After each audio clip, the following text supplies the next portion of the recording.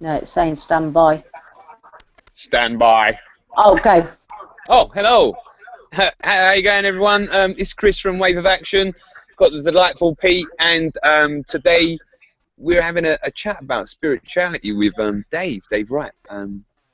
This is Dave. If you've not met Dave, Dave's a cool guy. Oh, you, Dave. This is your, like, you know, we're here to chat to you, and you chat to us. Take it away, mate. Cool. Well, I need some help, Chris, because this is all new to me. So yeah, I'll be glad for a little bit of your fun times, your humour, your gingerness. Well, it was like, it was nice to. We've met a couple of times, haven't we? Over Yeah. and we met the first time at the Wave of Action's first event, and we got talking, and it was like, man, you're just a cool dude. You got some real insight to some things, and then like you've done a couple of other meditations for the other events that Wave of Action has done, and it's always been a positive interaction. And like you say, this is new to you, but this is something that I think that you are very capable of doing and getting some insight. Because I've had nothing but like positive, insightful conversations with you, and all it is, mate, is you just chat like we chatted on the radio that time. That's it. But this time we get to look at your ugly face. Yeah, I mean, this is the thing. I think, you know, the important thing is that we're, you know, this is why I kind of got involved in activism. I need, you know, I was kind of had all this sense of like wanting to change things, and you know, there's some terrible stuff going on in the world, and when you kind of on your own behind your computer and you're sharing stuff and posting stuff, it's not the same as actually hooking up, meeting up with people and getting that sense of and strength and encouragement from other people. And I guess in terms of, you know, what hopefully this this aspect of Wave can do, or this you know, this show, this about kind of that focuses around sort of spirituality, will help.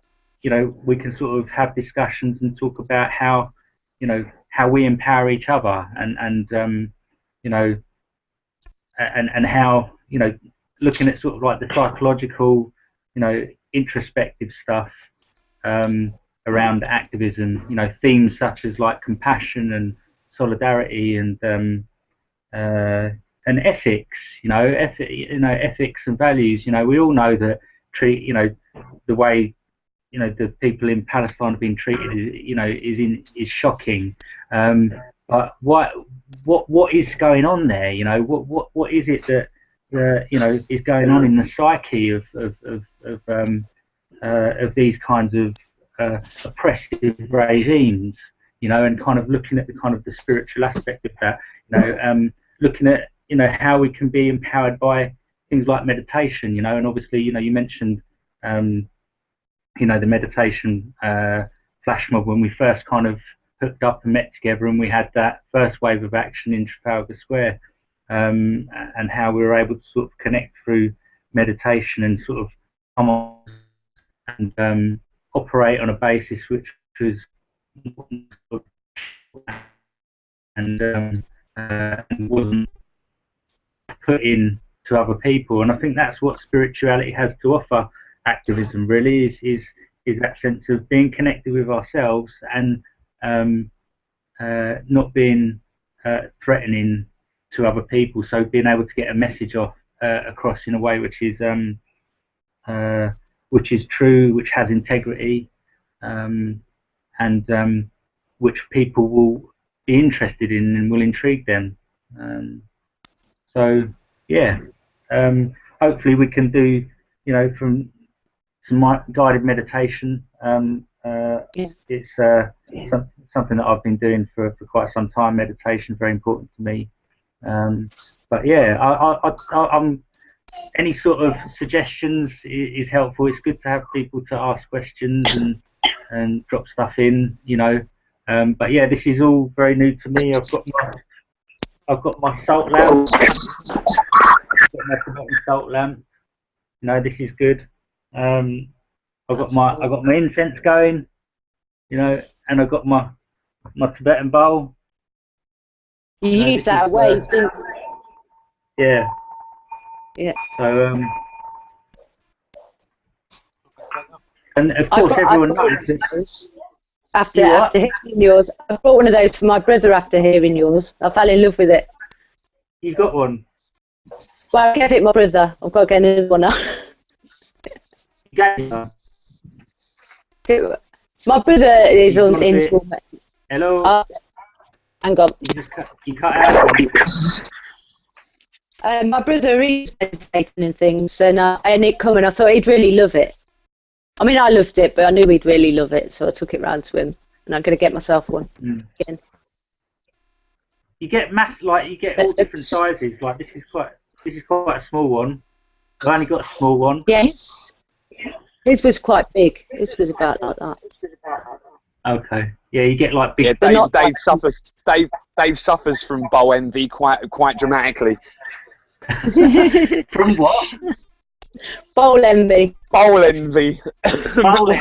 When you first hit that bowl, when we was together, and I heard that sound in Trafalgar Square, I've never had anything so calming. You're talking to like hyper ginger here, and like I heard that sound, and it was like, and it was honestly like a moment of clarity. You was like, whoa, what that? Like, and from just that sound and frequency, just resonated and took me out of.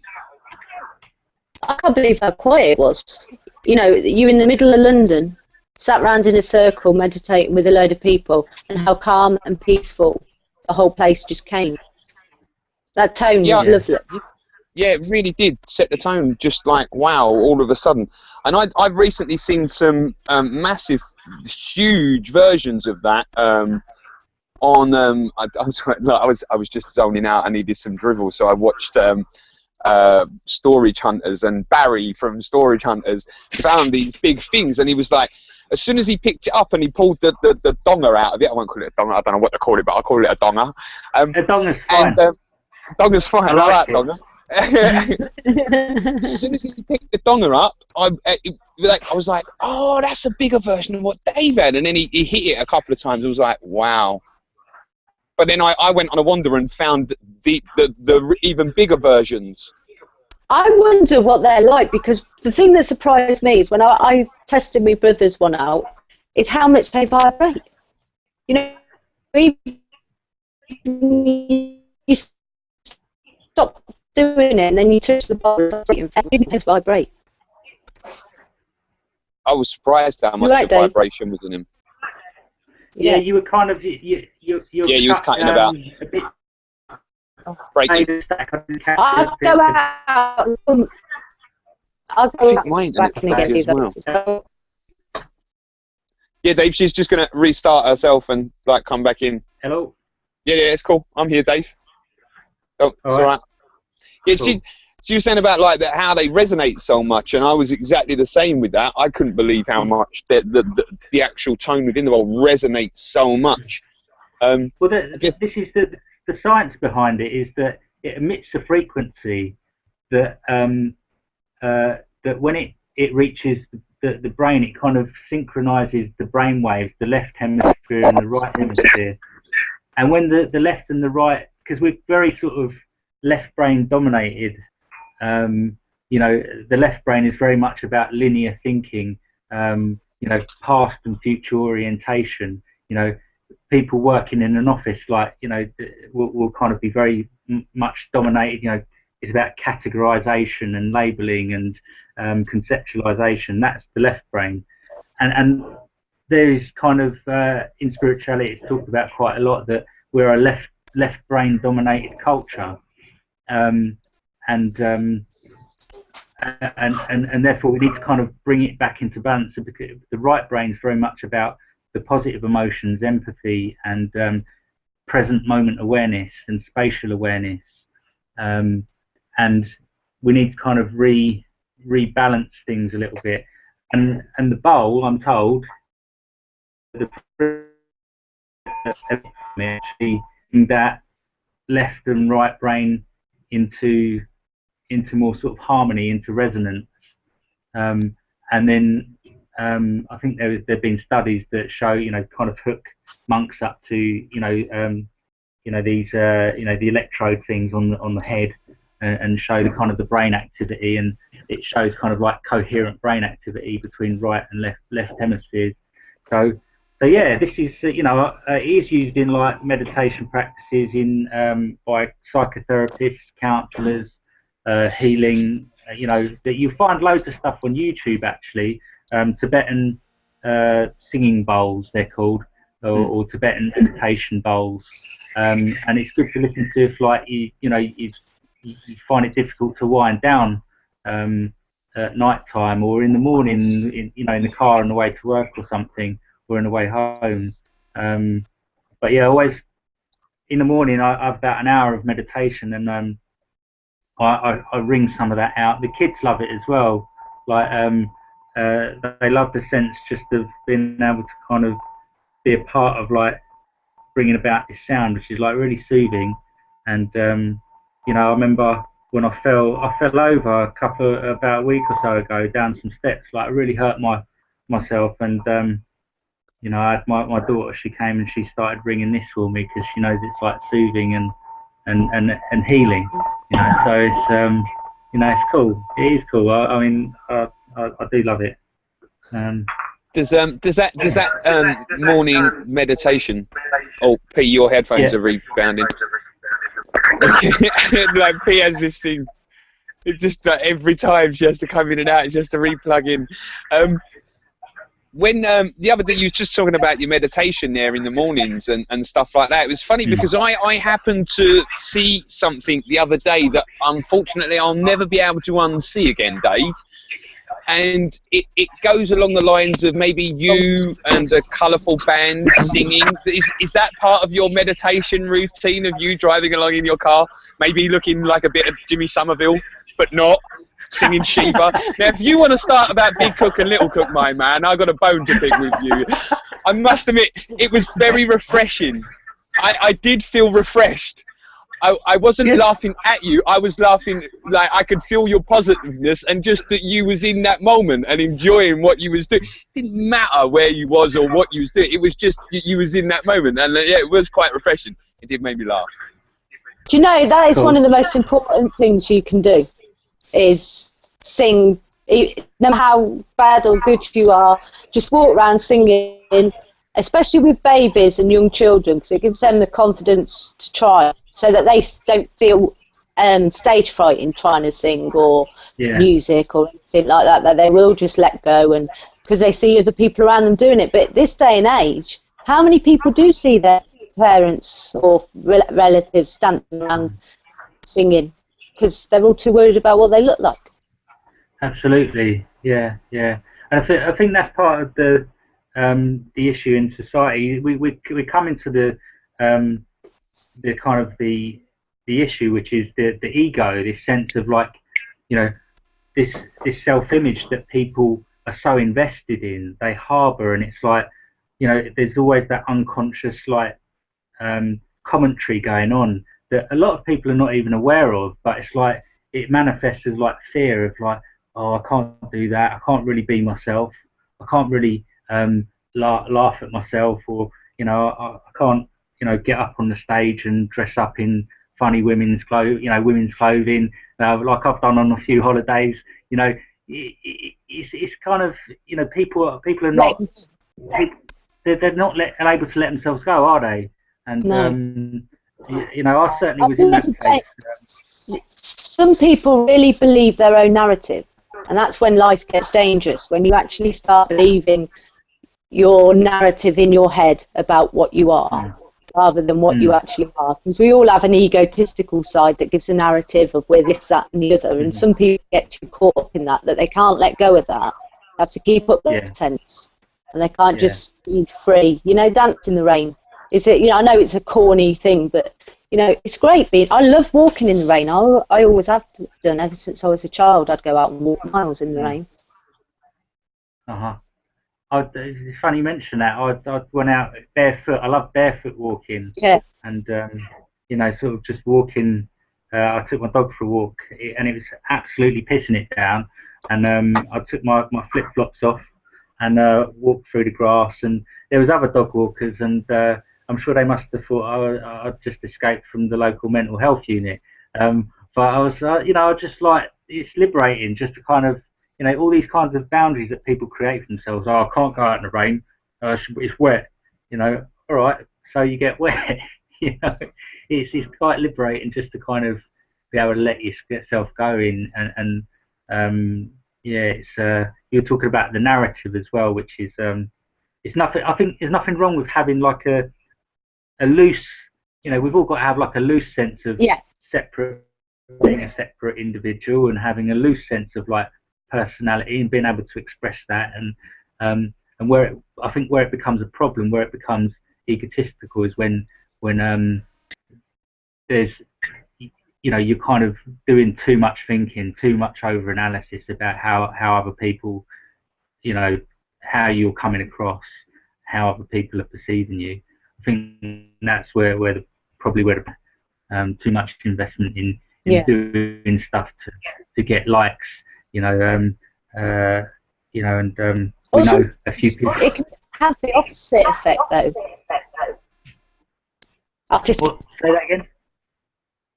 Like you are free. I said it can have the opposite effect, because if you are like a free spirit that just does things randomly, other people can film you like you're a nut and put you on the internet.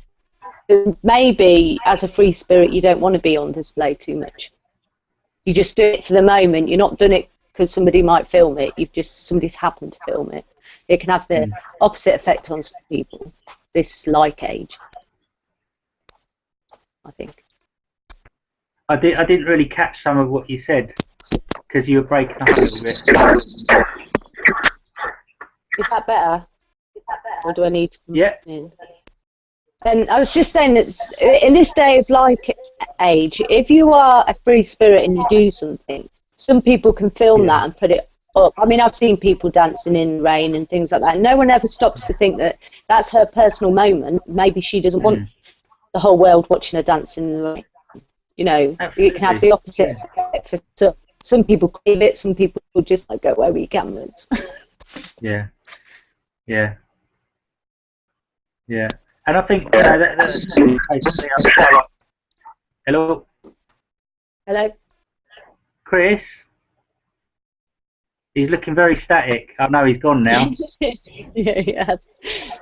He had a right straight face, and I thought it must be something wrong with the computer. You can't sit still that long. No. Oh. I think the problem is there's a bit of a lag on this line. Okay. Sorry, my internet's terrible, isn't it?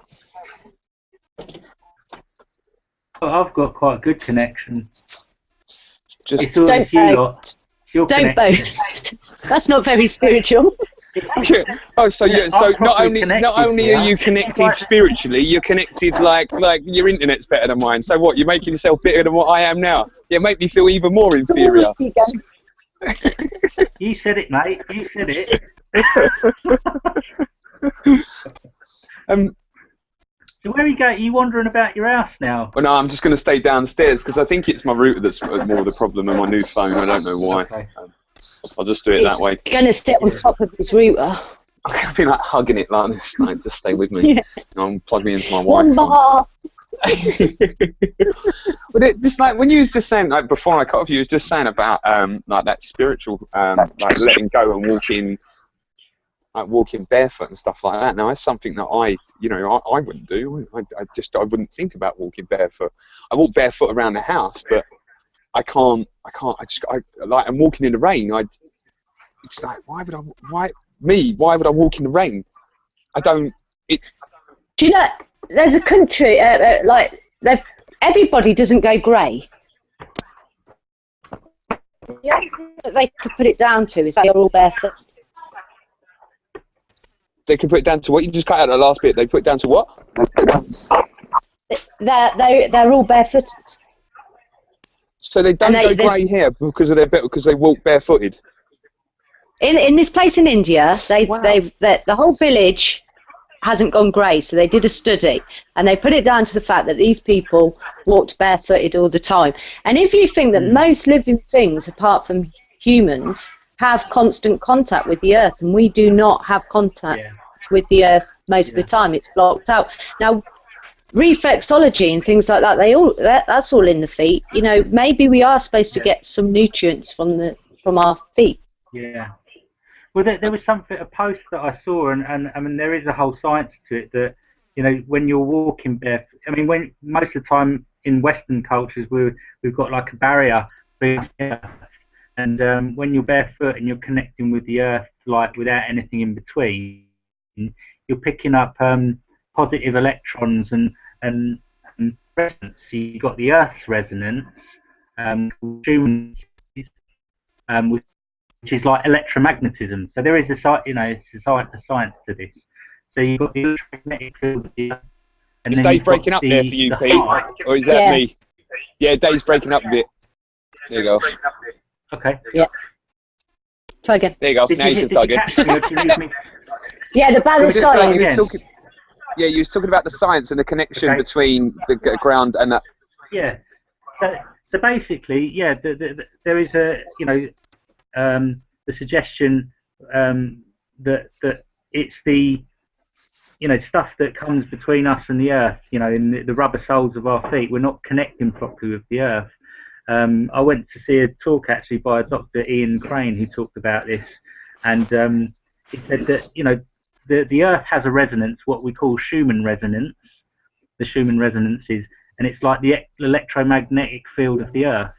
And obviously, when we're barefoot, we've got that, you know, direct connection with that electromagnetic field. And our heart is a big, you know, is a massive source of electromagnetism. And there is a connection, a resonance between our heart's electromagnetic field, and that of the earth. And so I think you remove the shoes, it's got to be a good thing. That's why, you know, all spiritual people don't wear any shoes. Look at Gandhi. Yeah, I know. I still remember that. Oh, Pete, you know that Wave of Action's just left the chat. Does that mean that it's reset it on YouTube? Don't think so. I'll have to check. I didn't know, because last time we did one and that happened, you said it reset on YouTube. Is it still live? Oh, well then I know nothing. I'll shut my mouth.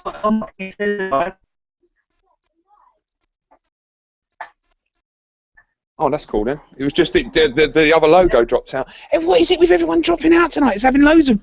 It's like, don't like this. GCHQ's watching. They don't want us to be connected, Dave. That's all right, mate. They can't take my connection away. We've got direct connection. Conscious connection. Oh. Is P gone? No, P's here. Okay. You there, I'm actually sitting outside. I'm actually chilling outside now. I'm sitting downstairs out in the garden, barefooted. Barefooted. Yeah. I'm getting connected. It's cool. Now you just got dance in the rain. So you've got have you got no shoes on then? I've got no shoes on. Yeah, I've gone like complete. I've got no shoes on. Take your socks off. I've got no socks. I've got like completely barefooted. No socks. No socks. Show us.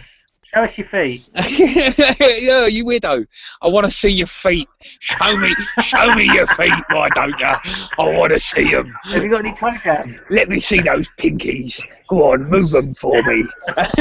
Are they painted?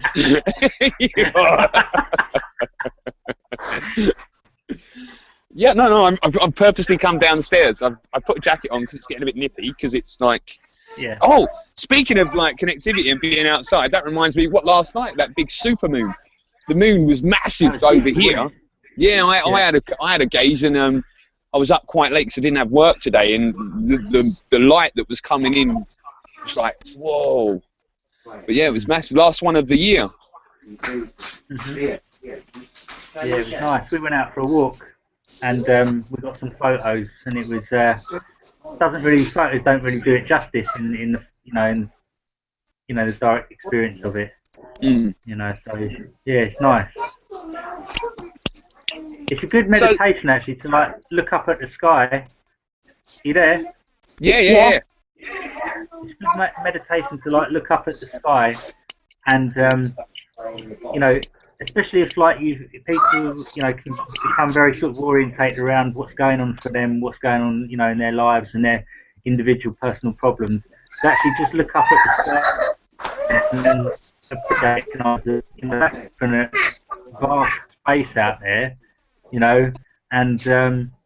the earth that we're on and all the stuff that's so kind of important in our lives is kind of in the grand scheme of things. That's a good perspective giver, I think. It's nice to I've found that like just looking up at the sky, this just gives me that sense of where I actually am. It does kind of center me, even though, because I don't class myself as being spiritual, because I kind of had a fear of religion for a while, I guess, having that fear of religion and, like you said at the beginning, and associating the two. But I found, being on this short journey, that it is okay to have like a spiritual side, and not, the two are, religion and spirituality are completely different. It's important not to conflate the two. Like you got religion, which is and it's not necessarily religion is all bad. It's kind of the indoctrination and the bigoted way that sometimes it's expressed. It's not the fault of the religion, and there's a lot of beautiful people of religion out there. So it's just the way that sometimes it can be expressed. It's the ego, the human ego, takes it and uses it to can you hear me? Yeah, Pete was just doing her headphones. Okay, and the human ego can take it and use it to justify all sorts of oppression, and all religions have done that in the past, and can still do it today. I wrote something. I think I just want to kind of, it really expressed what I wanted to say. I think, people who declare religion is to blame for all conflict. You get that sense, where people say, they completely disregard religion and give it like wholesale condemnation. Religion, that is expressed to control and indoctrinate and subjugate people in a bigoted way, that's what the problem is. It's how it's used, and the underlying attitudes really that go with that, like I'm better than you kind of attitudes. Everyone's got to believe how I believe, and everyone else can go to hell. That's something, an attitude that people can have in all walks of life. They can have it, and use it in a political sense. They can use it in the social activist sense. So, well, these people think differently to me. Even in the realm of activism, it's not really the activism's fault. It's the way in which it's used and misappropriated. Just in the way that religion, per se, is not not the thing that is at fault. It's the way in which it's used. So I think that's kind of what I was reflecting on, really. But you don't have to, spirituality is different in the sense that it's more broad. Spirituality is broader. To most oh, is it gone again? No, you're fine. No, I'm good. No, it's fine. When you get to I've got feedback myself. That's Dave. You need to put headphones in, Dave. Yeah. When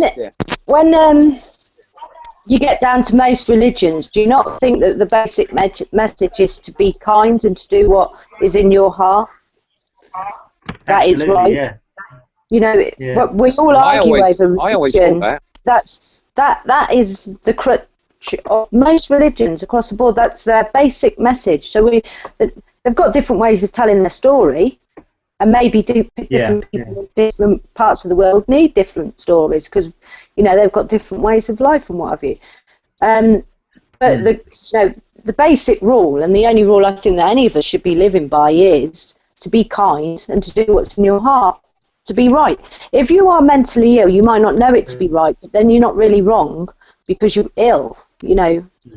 Most people know when they're doing wrong. They have a conscience. That one that you showed me, that video that you showed me a little while back, kind of emphasises what you were saying there, P, about with the elaboration of mental illness and things like that. That female neuroscientist, and she had a stroke, and she was able, because she knew exactly what was happening, she could diagnose and relate this information. And you hear her talk about, and it comes into what you were saying about the left and the right hand side of the brain earlier. When you hear how she describes her consciousness at that moment, it's absolutely mind-bending to hear her relate to what was going on in her. Now, if that hadn't happened to her, and her knowing this, we wouldn't know what that was like. Now I know if that happened to me, I might be able to realise what was happening to me with those two conflicts because I didn't know this information. But absolutely, it changed the way that I think about certain things, because Pete was like, "You've got to watch this. This is like, you've got to watch this. This is really good." And I did have to take a couple of minutes. I have to get it out, and we'll try and put it on the description notes. I'll dig it out and stick it up on there, because it is, to hear her talk how she was drifting from one side of thinking to the other side of thinking, not knowing what was what and not caring and being free, and then 1 minute being pulled back to another side of rational decision making because her scientific brain was telling her that she's actually going through a stroke, and then the opposite side flipping back in because it was just a way, I don't care now, I'm happy, I'm all right. This is really good. But when she was totally in her right hand brain, she could not separate herself from the bathroom wall, from anything around her. She says, and this was a message, we are all one, you know, that we do not end. And this is a neuroscientist. This is somebody who is scientific minded, you know, and she's saying basically, and a lot of science is saying basically what spirituality is saying. When you get down to the little atoms and quantum physics, I mean, they're still looking for the God particles. You know. That what you were saying there was, she was experiencing a total loss of that kind of the construct of the ego, that sense of I'm in here, I am this separate consciousness in here, and everything else is out there independent of me. And actually, the meditation that I've been engaged in for quite a while, called Advaita, which literally translates as not to, helps you to actually have that experience, that you get the realization that actually everything is just kind of, I can't separate my consciousness from the appearances that we see here. I can't, you know, everything that you're experiencing is like a visual perception, a sensation, an audible perception, and all of this stuff you can't like separate it from the consciousness that you are. You know, when you really kind of go to that experience of being conscious. Okay, so we can do that now, just being aware that we're aware, and then try and actually separate, you know, in your experience, consciousness from your perception of, you know, let's say the computer screen or the, you know, the smell of the incense. You can't actually separate your consciousness from that, and so in a very, very real experiential way, and it does take a little bit of, you know, deconstruction of, you know, the habits of the mind, which say, well, this is stupid, you know, of course I'm consciousness in here and this world exists independently of me. But actually, when you go in your experience and you just, you know, if we do that just now and just kind of, you know, be aware, just what is it, ask yourself, what is it that is aware right now? If we can all do that, just what is it that is aware right now? And don't let the mind answer, don't settle for an answer like a neuroscientific answer. Just ask the question, what is it that is aware right now, and go to that experience of the it that is aware. And then you're hearing some sounds, maybe. If your eyes are open, you're seeing some, some visual perception. You're feeling the sensation, maybe, of you're connecting with the seat, and some smells. And try and ask yourself, is there anywhere where this consciousness, is, separate from the experiences that you're having? Can you actually find a dividing line? So you're resting in this consciousness. You're aware that you're aware. Can you actually find a dividing line between consciousness and the sensations? Can you find a place where consciousness stops and the sensations or the sounds or the perceptions begin? Is there like a boundary? And it takes a bit of, because we deal a lot in concepts, you see, so as you go about your daily life, you've just got this habitual sense of me being in here and everything else being out there. But when actually you really, really strip it down, and you just, this is why I meditate every morning, and I have been doing for a long, long time, because you start to see through the assumptions that we're conditioned with. We have been conditioned with from birth, to say that you are separate from everything else, and you need to fight, and you need to, be better than everybody else and compete. And this is where greed, all kind of things like greed set in. This need to hoard and the acquisition of wealth. They talk about this in the Zeitgeist movies, don't they? And how the revolution of consciousness, which is the real embodied realization that really truly we are not separate from each other. You're hearing my words now, but that is your experience. And I'm seeing you on the screen, and that is my experience. There is no separation there. This is all one experience happening all at the same time. We had this discussion the other day, me, Kiki, and P, and the ladies were trying to bring this experience more relative to me, because they're you can't say a couple of ladies are old pros, but hey, they've been you can't even say they've been around the block, because that's not nice. But what I'm saying is their experiences are more but this conversation that they was having there with me, and it's sometimes it's hard for me to kind of think and conceptualize that experience like you talk of. There is no separation between consciousness and this. There is no only of what you perceive in your mind. If you have that boundary, it's there only because of your boundary that you have installed in your own self. If you let that go, then things become so. And that's why I enjoy listening to you, because it's relative. And then I can put that to the experience that we had the other day, because and then it just makes me think that these ladies are on a higher plane than I am already. I'm playing on catch up. It's all right, mate. You'll catch up one day. No chance. No chance in that. I got no soul, remember? I'm ginger. No, he's ginger. That's why he's got such good souls around him.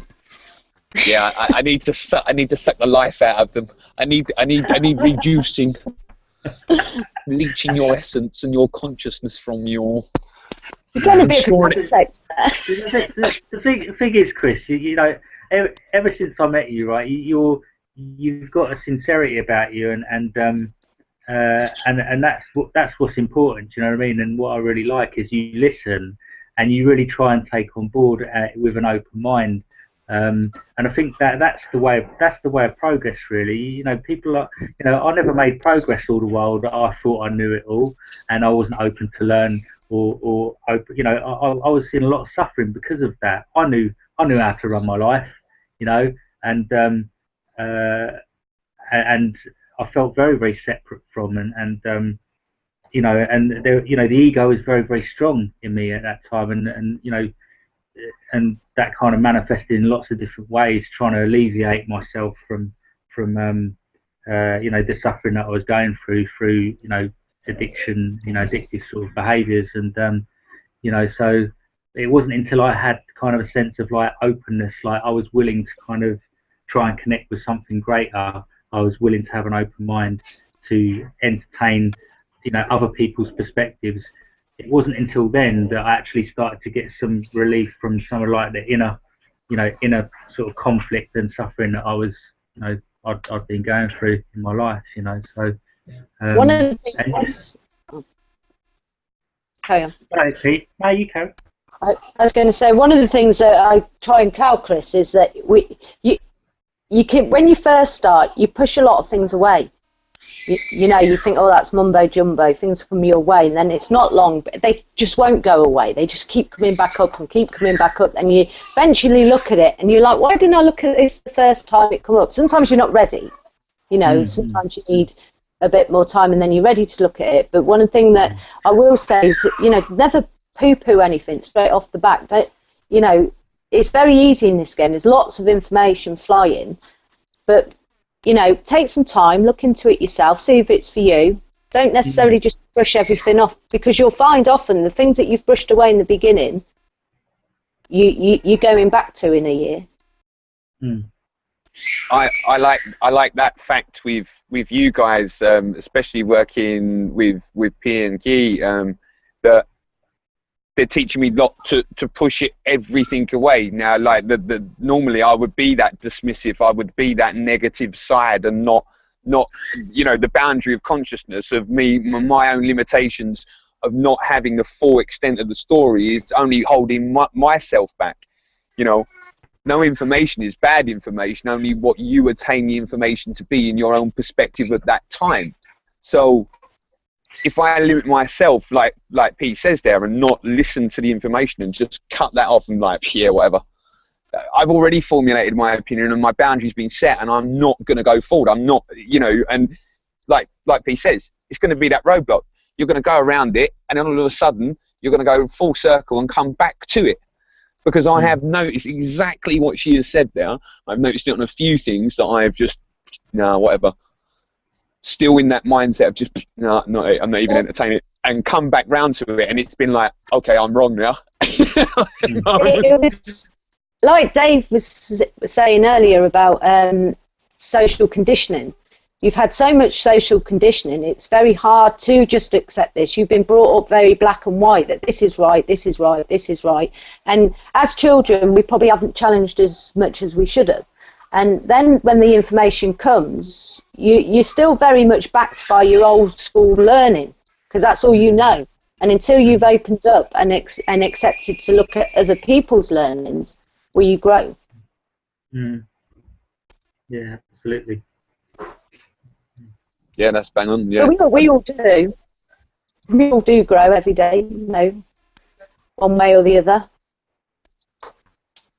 Oh, I've been growing stronger every day with the interactions that I've been having, with the positive interactions that I've been gaining.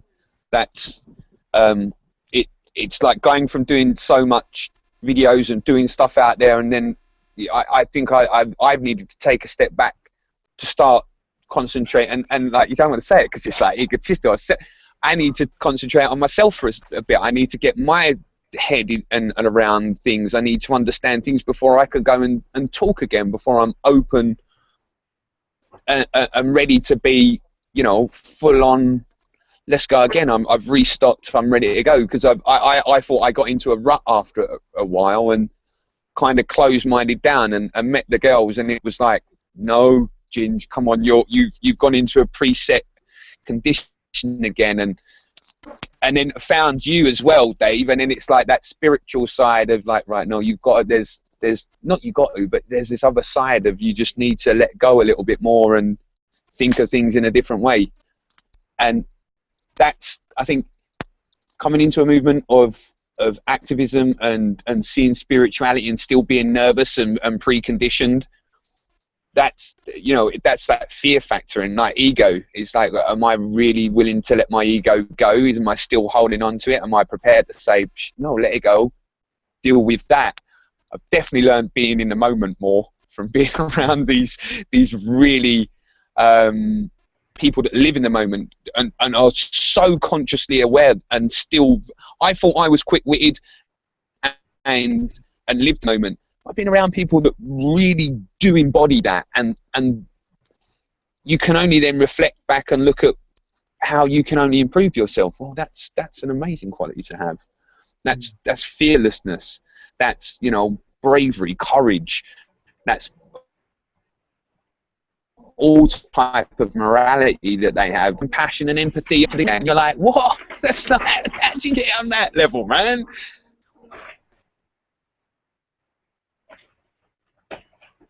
Hello? Hello? Yeah, I just muted my mic because there's a helicopter overboard, and I didn't want you to think that like the police were trying to get me. They're coming to get you. They're coming to take me away to the funny farm. Hi-ho. Get on your wooden spoon and escape. Big cook. Good. Welcome to our cafe. That's not very spiritual, Chris. There's my spirituality right there. It's right. He had the one finger up, so he's symbolising the one. Oh yeah, so I am. I'm at one with it all. Yeah. At one with the universe. At one. Well, that's been about an hour, innit? We've chatted for. It's been nice having a little chat. Maybe next time, we'll do it again or whatever goes. Yeah. I enjoyed that. It was nice. Okay. Lovely. Thank you. Thank you. Thanks very much. Now, do you want me to just see us out with the bowl? Yeah. Oh, give us the bowl. And some lovely music. Yeah. Cool. All right. I've got some lovely spiritual flute type music to go with it as well. So now we can all feel spiritual together.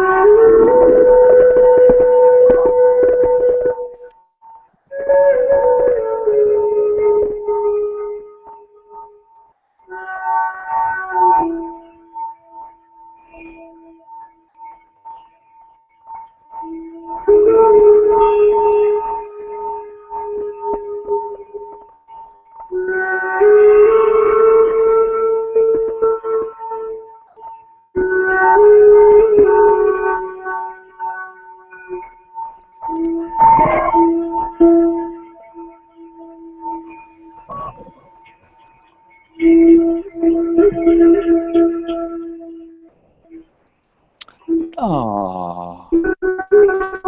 Oh God.